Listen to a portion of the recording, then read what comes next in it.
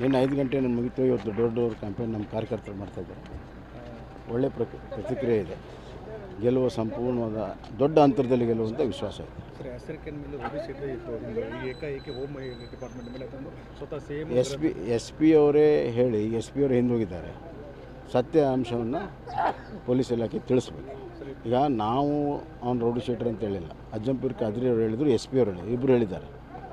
ಆಯಿತಾ, ಅಜ್ಜಂಪೀರ್ ಖಾದ್ರಿ ಬಿಡಿ, ಆದರೆ ಅಟ್ಲೀಸ್ಟ್ ಎಸ್ ಪಿ ಅವರು ಯಾಕೆ ಹಿಂಗೆ ಹೇಳಿದರು, ಯಾಕೆ ಹಿಂಗೆ ತಗೊಂಡ್ರು ಅನ್ನೋದು ಅವ್ರು ಹೇಳಬೇಕಲ್ಲ.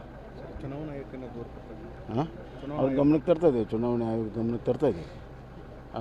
CEC ಮತ್ತು SEC ಎರಡಕ್ಕೂ ಕೊಡ್ತಾಯಿದ್ದೀವಿ. ಎಲ್ಲ ದೋಷಿಯರ ಮೇಲೂ ನಿನ್ನೆ ದೂರು ಕೊಟ್ಟಿದ್ದಾರೆ. ಕೃಷ್ಣ ಬೈರೇಗೌಡ ಮತ್ತು ಅದನ್ನು ಸ್ಪಷ್ಟೀಕರಣ ಪ್ರಧಾನಮಂತ್ರಿ ಕೊಟ್ಟಿದ್ದಾರೆ. ಯಾವುದೇ ದುರುದ್ದೇಶ ಇಲ್ಲ. ಅವರು ಇನ್ಫ್ಯಾಕ್ಟ್ ಅವರು ಇಂಟಿಗ್ರಿಟಿನ ಪ್ರಶ್ನೆ ಮಾಡಿಲ್ಲ ಅಂತ ಸ್ಪಷ್ಟವಾಗಿ ಹೇಳಿದ್ದಾರೆ.